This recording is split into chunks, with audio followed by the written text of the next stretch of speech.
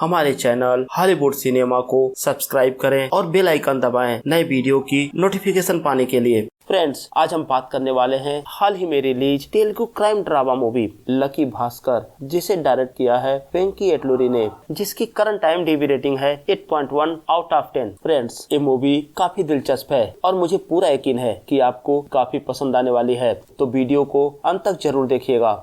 Movie की शुरुआत मुंबई शहर को दिखाते हुए होती है और समय होता है 1992 का, और हम भास्कर को देखते हैं जो सुबह मॉर्निंग वॉक कर रहा होता है और साथ ही साथ मुंबई में रहने वालों के बारे में बताता है। तो कहानी में आगे बढ़ने से पहले हम भास्कर के बारे में जान लेते हैं। तो भास्कर की फैमिली में उसकी वाइफ सुमिति है और उसका बेटा कार्तिक, और साथ ही उसके फादर प्रहलाद कुमार। भास्कर के फादर अपने समय के बहुत बड़े चार्टेड अकाउंटेंट थे, लेकिन उनके फ्रेंड ने उनको बिजनेस में धोखा दिया और उस घटना के बाद से उसके फादर ने किसी से भी बात नहीं की। और वहीं हम देखते हैं भास्कर के घर में उसकी एक छोटी बहन और एक छोटा भाई भी होता है। भास्कर पेशे से बैंक में कैशियर है। भास्कर पैसे तो अच्छे कमाता है, लेकिन पूरे फैमिली की जिम्मेदारी होने की वजह से भास्कर कई लोगों का कर्जदार हो गया है। अपने मोहल्ले के हर दुकानदार से उसने कर्ज ले रखा है। अब हम देखते हैं भास्कर सुबह मॉर्निंग वॉक कर रहा होता है और बताता है मुंबई में पैसे कमाने के तो बहुत तरीके हैं, लेकिन यहाँ के लोग दलाल स्ट्रीट को सलाम ठोकते हैं। लेकिन पहले ऐसा नहीं था। जब से हर्षद मेहता ने शेयर मार्केट में कदम रखा, तब से यहाँ के छोटे दुकानदार से लेकर बड़े सेठों तक सबके दिमाग में शेयर मार्केट ही चलता है। भास्कर मॉर्निंग वॉक से अपने घर वापस जा रहा था और तभी भास्कर को CBI के लोग अरेस्ट कर लेते हैं। उनका चीफ लक्ष्मण राव बोलता है, हम लोगों को तुमसे कुछ पूछताछ करनी है। वो लोग भास्कर को लेकर उसके ही बैंक के ब्रांच में जाते हैं। जब भास्कर लक्ष्मण राव से पूछता है कि आखिर उसकी गलती क्या है, तो लक्ष्मण बताता है कि तुम पर बैंक के फंड्स का मिसयूज करने का आरोप लगा है। वो अपनी टीम को बोलता है कि भास्कर के अकाउंट का स्टेटमेंट निकालो, लेकिन तभी बैंक में पावर की प्रॉब्लम आ जाती है। तो भास्कर अपनी कहानी सुनाना शुरू करता है, लेकिन लक्ष्मण राव को नहीं, हम लोगों को। और सीन पास्ट में चला जाता है और समय होता है 1989 का, और हम देखते हैं भास्कर मगधा बैंक में एक कैशियर का काम करता है। वो अपने बैंक के लिए एक ईमानदार और मेहनती एम्प्लॉय था। बैंक में टाइम से आना और वॉल्ट से पैसे निकालना, और दिन का काम खत्म होने के बाद फिर से उन पैसों को वॉल्ट में रखना। हालांकि कभी कभी उसके साथ वॉल्ट के मैनेजर नारायण सर भी हुआ करते थे, लेकिन नारायण सर ना तो कभी बैंक टाइम से आते थे और ना कभी टाइम से जाते थे। वो हमेशा किसी काम का बहाना बनाकर बैंक बंद होने के टाइम से पहले ही चला जाया करते थे। तो इसलिए भास्कर अकेला ही पैसे निकालता था और पैसे रखता था, और भास्कर के हार्ड वर्क की वजह से उसे लगातार 3 सालों से बेस्ट ऑफ द एम्प्लॉय का अवार्ड भी मिल रहा था। और दूसरी तरफ हम देखते हैं उसके फैमिली की आर्थिक स्थिति अच्छी नहीं होती। वो जितने पैसे कमाता है उससे उसके घर के खर्चे भी नहीं पूरे हो पाते। तो इसलिए भास्कर लंच टाइम में बैंक में आने वाले उन लोगों की हेल्प करता है जिन्हें फॉर्म भरना नहीं आता। वो लोगों के फॉर्म भर देता है और उसके बदले लोग उसे कुछ पैसे दे देते हैं। जब भास्कर शाम को अपने घर पहुँचता है तो उसकी वाइफ सुमति बोलती है कि आज उसके भतीजे का बर्थडे है और उन्हें वहाँ शाम को जाना है। तो भास्कर बोलता है, मेरे पास तो गिफ्ट खरीदने के भी पैसे नहीं हैं। एक्चुअली भास्कर और सुमति पहले एक साथ कॉलेज में पढ़ते थे और बाद में दोनों एक दूसरे को पसंद करने लगे,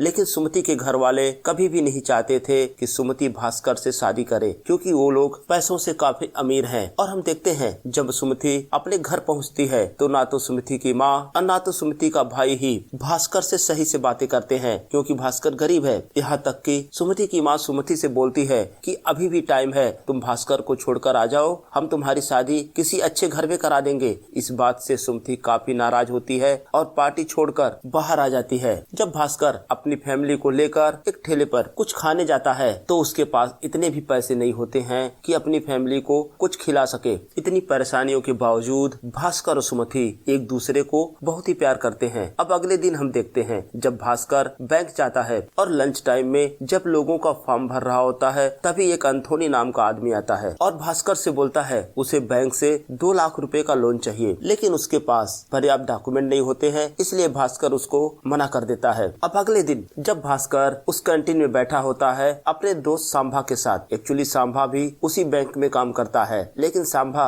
वहाँ एक प्यून का काम करता है। तो सांभा और भास्कर मिलकर लोगों के फॉर्म भरते हैं और उसके बदले कुछ पैसे ले लेते हैं। तो एंथोनी वहाँ दोबारा आता है और बोलता है कि सर मेरी प्रॉब्लम तो सुन लो। वो बताता है उसने मलेशिया से 30 टीवी मंगवाए हैं, जिनकी वहाँ की मार्केट में कीमत 2.5 लाख रुपए है, लेकिन इंडियन मार्केट में उनकी कीमत 5 लाख रुपए के आसपास होगी। टीवी के लिए मैंने 50,000 पहले से जमा कर रखे हैं, लेकिन मेरे पार्टनर जो मुझे 2 लाख रुपए देने वाले थे, अब उन्होंने हाथ खड़े कर दिए। और दूसरी तरफ बंदरगाह पे जो मेरा फ्रेंड है वो मुझको बोल रहा है पैसे लाओ नहीं तो तुम्हारे सामान की नीलामी हो जाएगी। हालांकि भास्कर जानता था वो उसको 2 लाख रुपए नहीं दे सकता, लेकिन टालने के लिए बोलता है ठीक है मैं देखता हूँ। तो एंथोनी उसे अपना कार्ड देकर चला जाता है। अब सीन शिफ्ट होता है और हम देखते हैं अगले दिन सुबह जब भास्कर अपने घर से बाहर निकल रहा होता है, तभी एक लेनदार पटेल भाई वहाँ आ जाते हैं, जिनसे भास्कर ने करीब 12,000 रुपए कर्ज ले रखा है। और पटेल भाई बहुत दिनों से भास्कर से अपने पैसे मांग रहा था, लेकिन भास्कर उसे पैसे नहीं दे पा रहा था।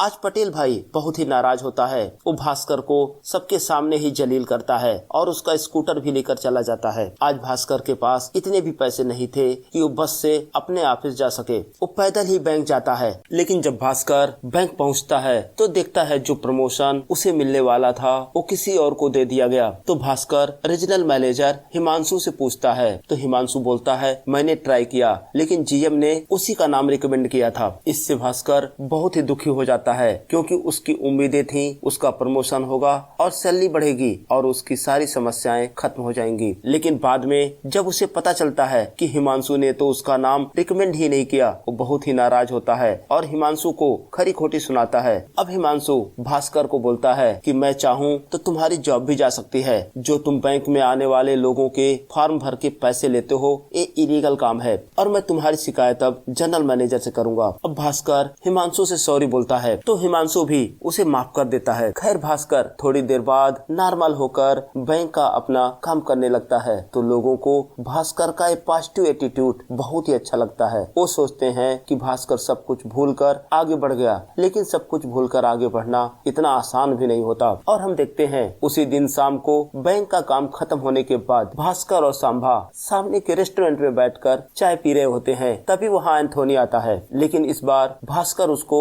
जाने के लिए नहीं बोलता। वो एंथोनी से पूछता है कि अगर मैं तुम्हें 2 लाख रुपए दे दूं तो क्या तुम अपना सामान पोर्ट से निकाल सकते हो? तो एंथोनी बोलता है बिल्कुल सर, आप मुझे 2 लाख दोगे और मैं 2 का 4 कमाऊंगा। तो भास्कर बोलता है ठीक है। वो अपने बैग से 2 लाख रुपए निकालता है और एंथोनी को देता है और ये चीजें देखकर सांबा तो शौकी रह जाता है। लेकिन भास्कर एंथोनी को बोलता है कि तुम जितना भी कमाओगे उसमें 20% हमारा होगा, 10% सांबा का और 10% मेरा। एंथोनी खुशी खुशी राजी हो जाता है। पैसे लेकर एंथोनी और सांभा वहाँ से चले जाते हैं और भास्कर अपने घर चला जाता है। और रात में हम देखते हैं सांभा और एंथोनी दोबारा भास्कर से मिलने आते हैं और एंथोनी बोलता है कि सर टीवी को बेचकर 2.5 लाख का मुनाफा हुआ और उसमें से 50,000 रुपए आप दोनों के। तो भास्कर सबसे पहले पटेल के पास जाता है और अपना स्कूटर लेकर आता है और अगले दिन सुबह सबसे पहले बैंक में जाकर और पैसे कैश काउंटर में रख देता है। अब भास्कर की लाइफ बदल चुकी थी। उसने सबके लिए हुए पैसे वापस कर दिए थे और जिंदगी भी उसकी नॉर्मल चल रही थी। उसने अपने बेटे का बर्थडे खूब धूमधाम से मनाया और ये देखकर लोग शौक रह गए कि भास्कर के पास इतने पैसे कहां से आ गए। अब एक दिन एंथोनी भास्कर से बोलता है कि उसका बेटा अभी यूएस में जाके सेटल हो गया है और वो चाहता है कि वो भी वहां जाए, लेकिन जाने से पहले कोई एक बार आखिरी डील करना चाहता है। वो भास्कर को बताता है कि कुछ दिनों में 3 इम्पोर्टेड कार आने वाली हैं, जिनके लिए हमें 10 लाख रुपए की जरूरत होगी और अगर ये डील फाइनल हो गई तो हमें 6 गुना मुनाफा मिलेगा। पहले तो भास्कर मना कर देता है। वो बोलता है 10 लाख रुपए बहुत होते हैं, लेकिन फिर वो मुनाफे के बारे में सोचकर एंथोनी को हाँ बोल देता है। अब भास्कर अपने बैंक से 10 लाख रुपए निकालता है और उन लोगों को कार भी मिल जाती है, लेकिन कार बेचने में उन्हें थोड़ी प्रॉब्लम होती है। लेकिन फाइनली उनकी कार बिक जाती है और उन्हें मोटा मुनाफा होता है। तो एंथोनी बोलता है कि जैसा मैंने आप लोगों को बताया था, ये मेरी आखिरी डील है, अब मैं यूएस जा रहा हूँ। लेकिन एंथोनी जाने से पहले भास्कर को अपना यूएस का कांटेक्ट नंबर देता है और बोलता है कि आपको जब भी जरूरत पड़े तो मुझे कॉल करना। अब अगले दिन जब भास्कर बैंक पहुंचता है तो देखता है बैंक में कुछ इंक्वायरी चल रही थी और पुलिस भी आ गई थी और ये सब देखकर तो भास्कर की हालत ही पतली हो जाती है। वो बुरी तरह डर जाता है, उसे लगता है उसका भांडा फूट गया। लेकिन बाद में उसे पता चलता है कि रीजनल मैनेजर हिमांशु और असिस्टेंट मैनेजर मिलकर लोगों को लोन दिलवाते थे और उसके बदले वो कमीशन लेते थे, इसीलिए उन दोनों को आज अरेस्ट कर लिया गया। तब जाकर भास्कर को राहत मिलती है, लेकिन अभी भी वो डरा हुआ था कि वो 10 लाख रुपए किस तरह से वहाँ रखे। वो नारायण सर के साथ जाकर वाल्ट से 40 लाख रुपए निकालता है, लेकिन भास्कर नारायण को बोलता है कि उसने 50 लाख रुपए निकाले हैं और भास्कर वो 10 लाख रुपए उसमें मिक्स कर देता है और इस तरह भास्कर आज पकड़े जाने से बच जाता है। अब भास्कर सोचता है कि इस काम को अब यहीं रोक देना चाहिए। अगले दिन भास्कर को पता चलता है कि उसके छोटे भाई को यूएस के एक अच्छे स्कूल में एडमिशन मिल गया है और उसे यूएस भेजने के लिए करीब 6 लाख रुपयों की जरूरत थी। तो भास्कर अपने बचाए हुए सारे पैसे अपने भाई के पढ़ाई में लगा देता है और उसको यूएस भेज देता है। अब सीन शिफ्ट होता है और हम देखते हैं भास्कर जब अगले दिन बैंक पहुंचता है तो बैंक के चेयरमैन और जनरल मैनेजर दोनों पहले से बैंक में होते हैं। तो वहाँ के जनरल मैनेजर भास्कर को बुलाते हैं तो भास्कर दोबारा डर जाता है। उसे लगता है कि उसके फ्रॉड के बारे में कहीं उन्हें तो पता नहीं चला। लेकिन भास्कर जब उनसे मिलता है तो उसे बताया जाता है कि उसे कैशियर से प्रमोट करके उसको एजीएम बना दिया गया है और ये बात सुनकर भास्कर खुश हो जाता है और उसे बताया जाता है कि आज से आपकी सैलरी 19,500 हो गई और साथ ही बैंक की तरफ से भास्कर को एक मारुति 800 कार भी दी जाती है। वो घर जाता है और एक खुशखबरी सबसे पहले अपनी वाइफ को बताता है और अब सीन शिफ्ट होकर प्रेजेंट में आ जाता है और हम देखते हैं लक्ष्मण राव जब भास्कर के अकाउंट का बैलेंस देखता है तो उसकी आंखें तो फटी की फटी रह जाती हैं। वो देखता है भास्कर के अकाउंट में 102 करोड़ रुपए थे। 1992 के समय में 100 करोड़ रुपए बहुत बड़ी रकम होती थी और एक आदमी जिसकी सैलरी सिर्फ 19-20 हजार रुपए हो उसके अकाउंट में 100 करोड़ देखकर उन सबको चक्कर आ जाता है। तो लक्ष्मण राव भास्कर से पूछता है कि आखिर तुम्हारे अकाउंट में इतने पैसे आए कहां से। तो कहानी पास्ट में चली जाती है और हम देखते हैं जब भास्कर को प्रमोशन मिला तो भास्कर को बताया जाता है कि उनका क्लाइंट है हर्षा मेहरा और जिसका उन्हें खास ख्याल रखना होगा। और भास्कर को ये भी बताया जाता है कि हमारा बैंक कटारी बैंक को लोन देता है, लेकिन ये लोन हम डायरेक्ट कटारी बैंक को नहीं देते। सबसे पहले पैसे हम हर्षा मेहरा के अकाउंट में ट्रांसफर करते हैं और फिर हर्षा मेहरा वही पैसे कटारी बैंक के अकाउंट में ट्रांसफर करता है, जिसके लिए कटारी बैंक हमारे लिए एक बीआर इशू करता है और बीआर मिलने के बाद हम वो पैसे हर्षा मेहरा के अकाउंट में ट्रांसफर कर देते हैं और इसके बदले बैंक को अच्छा इंटरेस्ट मिलता है। और हम देखते हैं हर्षा की तरफ से एक सूरज नाम का लड़का भास्कर से मिलने आता है। अब सब कुछ नॉर्मल चल रहा था, लेकिन एक दिन सूरज भास्कर से मिलता है और उससे बोलता है उन्हें 1 साल का बैंक स्टेटमेंट चाहिए। जब भास्कर की नजर हर्षा के बैंक अकाउंट के स्टेटमेंट पर जाती है तो देखता है जो पैसे हम हर्षा को ट्रांसफर कर रहे थे, हर्षा उन पैसों को कटारी बैंक के जगह पर किसी और को ट्रांसफर करता था। तो भास्कर कटारी बैंक जाता है उसके मैनेजर से मिलने के लिए और उससे बोलता है कि उसे कटारी बैंक का 1 साल का स्टेटमेंट चाहिए, लेकिन कटारी बैंक का मैनेजर स्टेटमेंट देने से मना कर देता है। वो बोलता है एक बार आप हर्षा भाई से बात कर लो। अब भास्कर समझ जाता है कि इसके पीछे कुछ तो गड़बड़ है। जब भास्कर इसके बारे में पर्सनली इंक्वायरी करता है तो उसे पता चलता है कि हर्षा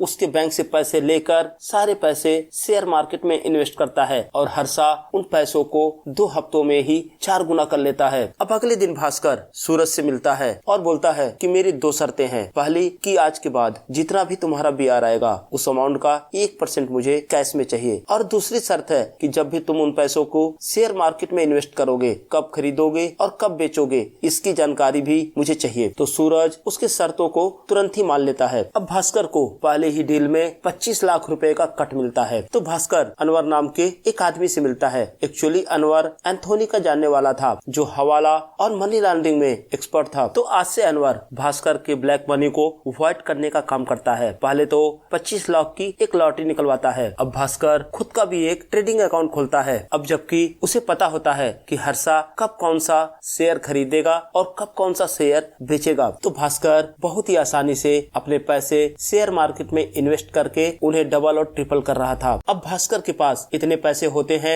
अपनी बहन की शादी के लिए एक ज्वेलरी की दुकान में ज्वेलरी खरीदने जाता है, लेकिन दुकानदार उनके नॉर्मल कपड़े और नॉर्मल गाड़ी को देखकर भास्कर का मजाक उड़ाता है। तो भास्कर जिद में आकर उस दुकान में रखी हुई सारी महंगी ज्वेलरी खरीद लेता है। लेकिन भास्कर के सामने अभी भी एक समस्या थी, वो बार बार अपनी ब्लैक मनी लॉटरी के द्वारा नहीं निकाल सकता था। ऐसे तो किसी को भी डाउट हो जाता। तो अनवर बताता है हमें अब दूसरा तरीका अपनाना होगा, अब हमें ये दिखाना होगा कि ये पैसे दूसरे देशों से आ रहे हैं। तो भास्कर अपनी वाइफ के नाम से वही अचार का बिजनेस खोलता है जो उसकी वाइफ काफी सालों से चाहती थी। एक दूसरे देश की कंपनी उसी अचार को, जिसका रेट इंडिया में उस समय 5 रुपए था, उसे 500 रुपए में खरीदती है। और इस तरह से भास्कर अपनी ब्लैक मनी को अवॉइड कर रहा था। लेकिन अब पैसे के साथ साथ भास्कर के अंदर बहुत ही बदलाव आ गया था। वो बहुत ही घमंडी आदमी हो गया था। यहाँ तक वो अपनी वाइफ से भी कभी कभी लड़ाइयाँ कर लेता था। अब सीन प्रेजेंट में आ जाता है। तो लक्ष्मण राव भास्कर से बोलता है कि तुम्हारे पास इतने पैसे हैं, फिर भी तुम बहुत ही सिंपल तरीके से रहते हो। तो भास्कर बोलता है कि सर, भगवान ने मेरी अकड़ तोड़ दी। अब दोबारा सीन पास्ट में चला जाता है और हम देखते हैं एक दिन भास्कर से मिलने कटारी बैंक का मैनेजर आता है। तो भास्कर कटारी बैंक के मैनेजर से बोलता है कि सर, आपकी कुछ पेमेंट अभी भी ड्यू है, अगर उन्हें क्लियर करा देते तो बहुत अच्छा होता। इतना बड़ा अमाउंट मैनेज करना कठिन होता है। तो कटारी बैंक का मैनेजर बोलता है, अरे सर, 1-2 करोड़ रुपए मैनेज करने में क्या प्रॉब्लम होती है। तो भास्कर बोलता है, अरे नहीं सर, ये अमाउंट तो बहुत बड़ा है, करीब 90 करोड़ रुपए। भास्कर की बात सुनकर कटारी बैंक के मैनेजर के तो होश ही उड़ जाते हैं। वो बोलता है, ये बीआर मैंने नहीं इशू किए हैं। तो भास्कर समझ जाता है कि हर्षा कटारी बैंक के नाम पर फर्जी बीआर भेजकर सारे पैसे निकाल रहा था। और कटारी बैंक का मैनेजर इस बात को बर्दाश्त नहीं कर पाता, क्योंकि वो जानता था ये बहुत बड़ा फ्रॉड है। अगर कुछ गड़बड़ हुई तो वही पकड़ा जाएगा। उसे वही हार्ट अटैक आता है और उसकी मौत हो जाती है। ये सब चीजें देखकर भास्कर भी घबरा जाता है। अब अगले दिन भास्कर सूरज को मिलने के लिए बुलाता है और उसको बोलता है कि अगली बार आना तो 90 करोड़ रुपए सेटल करके ही जाना, और आज के बाद अब ये सब काम बंद करते हैं। तो सूरज बोलता है, ये सब चीजें इतनी आसानी से नहीं रुकती और आप टेंशन न लो, हर्षा भाई सब संभाल लेंगे। और दूसरी तरफ जब भास्कर घर जाता है तो उसकी वाइफ से लड़ाई हो जाती है। तो भास्कर बोलता है, ये जो तुम्हारी दुकान है वो सब मेरे पैसों से बनी है। तो उसकी वाइफ सुमति को गुस्सा आता है, वो पूरा दुकान तोड़ देती है और सुमति बोलती है कि तुम पूरी तरह बदल गए हो, मुझे मेरा वो पुराना भास्कर वापस चाहिए, वही सीधा साधा और जिंदा दिल। उसी शाम भास्कर के पिता उसे अपने पास बुलाते हैं और बोलते हैं कि जो काम तुम कर रहे हो इसे हवाला बोलते हैं और ये काफी खतरनाक है। वो बोलते हैं कि जुए की भी अपनी एक फितरत होती है, तुम कितना अच्छा खेलते हो ये मायने नहीं रखता, लेकिन तुम्हें रुकना कहाँ है ये बहुत इंपॉर्टेंट होता है। अब भास्कर समझ चुका था कि उसे एक खेल अब लंबे समय तक नहीं खेलना चाहिए। अगले दिन भास्कर अपने सारे शेयर बेच देता है और सूरज को बोलता है कि आज के बाद वो हर्षा के लिए काम नहीं करेगा। अब हम देखते हैं भास्कर के अंदर बहुत बदलाव आ जाता है। वो अपनी वाइफ से बोलता है कि मैं बीते दिनों को तो वापस नहीं ला सकता, लेकिन आज के बाद पूरी जिंदगी तुम्हारा पुराना भास्कर ही बना रहूंगा। अब अगले दिन भास्कर को उसका जनरल मैनेजर बुलाता है और बोलता है कि तुम हर्षा के बीआर क्लियर क्यों नहीं कर रहे हो। तो भास्कर बोलता है कि सर, इनके 90 करोड़ रुपए अभी भी पेंडिंग है, पहले हर्षा अपना सारा अमाउंट सेटल करे तभी हम जाकर उसे नया बीआर इशू करेंगे। तो हर्षा की जनरल मैनेजर से बहस हो जाती है और हर्षा उसी समय रिजाइन दे देता है। वो बोलता है कि आज से मैं ये जॉब छोड़ रहा हूँ, आप खुद ही हैंडल कर लो। हर्षा के रिजाइन की बात सुनकर सब लोग आश्चर्य में पड़ जाते हैं। बैंक के बाकी लोग हर्षा से पूछते हैं कि आखिर ऐसा उसने क्यों किया। तो हर्षा जाने से पहले लोगों को बोलता है, इस बैंक को मैंने अपनी जिंदगी दी है और बैंक के खिलाफ जाकर मैं कुछ भी गलत नहीं कर सकता और इसी वजह से मैं ये काम छोड़ रहा हूँ। ये बोलकर भास्कर वहाँ से चला जाता है। अब कहानी प्रेजेंट में आ जाती है। तो लक्ष्मण राव भास्कर से बोलता है, तुमने सारे काम बहुत ही सफाई से किए हैं, लेकिन फिर भी अगर मैं ये रिपोर्ट ईडी डिपार्टमेंट को भेज दूं तो तुम्हारे सारे बैंक अकाउंट आज के आज फ्रीज हो जाएंगे और तुम चाह कर भी अपने पैसों को खर्च नहीं कर पाओगे। और तभी भास्कर देखता है कि वहाँ बैंक के चेयरमैन और जनरल मैनेजर भी आ जाते हैं। तो भास्कर समझ जाता है ये सारी इंक्वायरी उसको फंसाने के लिए की गई। तो बैंक का चेयरमैन राजवीर लक्ष्मण से बोलता है कि तुम अब जा सकते हो, आगे का मैं देख लूंगा। तो लक्ष्मण राव अपनी पूरी टीम के साथ वहाँ से चला जाता है। अब वहाँ पर भास्कर, जनरल मैनेजर और चेयरमैन होते हैं। तो चेयरमैन भास्कर से बोलता है कि तुम्हें क्या लगता है इन फेक बीआर के बारे में? मुझे नहीं पता, ये तो हम सब जानते हैं और हमारा कमीशन भी हमें टाइम से मिलता है। लेकिन प्रॉब्लम ये थी कि अगर कल को हर्षा पकड़ा जाता तो हर्षा को सजा तो होती ही, लेकिन जिसने बीआर पे साइन किया है उसको भी सजा होती। इसलिए हमने तुम्हें प्रमोट करके बकरा बनाया ताकि फ्यूचर में अगर कोई समस्या हो तो उसका जिम्मेदार सिर्फ तुम होगे। और मैं ये भी जानता हूँ कि तुमने भी हर्षा के द्वारा बहुत पैसे कमाए हैं और अगर तुम इन सब प्रॉब्लम से बचना चाहते हो वो 100 करोड़ रुपए तुम हर्षा के नाम पर वापस कर दो। तो भास्कर 25-25 लाख के 4 चेकबुक पर साइन करके उन्हें दे देता है और वहाँ से मुस्कुराते हुए निकल जाता है। और हम देखते हैं अगले दिन जब बैंक खुलता है तो वही 4 चेक सूरज लेकर आता है जो कल भास्कर ने साइन किए थे। जब उन चेक को बैंक में जमा करता है तो पता चलता है कि भास्कर ने तो अपना अकाउंट 10 दिन पहले ही डीएक्टिवेट कर दिया था और अपने सारे पैसे विड्रॉ कर लिए थे। तो जनरल मैनेजर तुरंत ही भास्कर का अकाउंट चेक करता है तो ऑनलाइन देखता है कि भास्कर के अकाउंट में अब भी 100 करोड़ रुपए थे। तो क्लर्क बताती है कि सर अभी हमने डाटा को कंप्यूटर में अपडेट नहीं किया है और यही वजह है कि उसके अकाउंट में अब भी 100 करोड़ रुपए दिख रहे हैं जबकि उसका अकाउंट तो खाली हो चुका है। और अब कहानी पास्ट में चली जाती है और हम देखते हैं भास्कर अपने पिता से बताता है कि ये बहुत बड़ा स्कैम है, आज नहीं तो कल वो जरूर उसमें फंसेगा। तो उसके पिता बताते हैं कि अब हमें ये देश छोड़ देना चाहिए। और तभी भास्कर एंथोनी को कॉल करता है क्योंकि एंथोनी ऑलरेडी यूएस में सेटल था। तो एंथोनी भास्कर की हेल्प करता है यूएस में सेटल होने के लिए और भास्कर एंथोनी की मदद से यूएस में एक होटल खरीदता है। और हम देखते हैं भास्कर के पिता की भी बड़े लोगों से काफी जान पहचान होती है और आसानी से भास्कर अपने सारे पैसे यूएस में इन्वेस्ट कर देता है। और रिजाइन देने के बाद दूसरे दिन वो अपनी पूरी फैमिली के साथ यूएस चला जाता है। अब भास्कर यूएस में सेटल हो चुका था। और इधर हम देखते हैं एक दिन मगधा बैंक में आरबीआई की रेड पड़ती है और वहाँ का जनरल मैनेजर, चेयरमैन दोनों पकड़े जाते हैं और साथ ही सीबीआई ऑफिसर लक्ष्मण राव भी पकड़ा जाता है क्योंकि भास्कर ने जाने से पहले इन लोगों की कंप्लेंट आरबीआई में कर दी थी। और इसी के साथ ये मूवी यहीं पर समाप्त हो जाती है। तो फ्रेंड कमेंट सेक्शन में हमें जरूर बताएं आपको ये मूवी कैसी लगी और अगर अभी तक आपने मेरे चैनल को सब्सक्राइब नहीं किया है तो प्लीज सब्सक्राइब करें। धन्यवाद।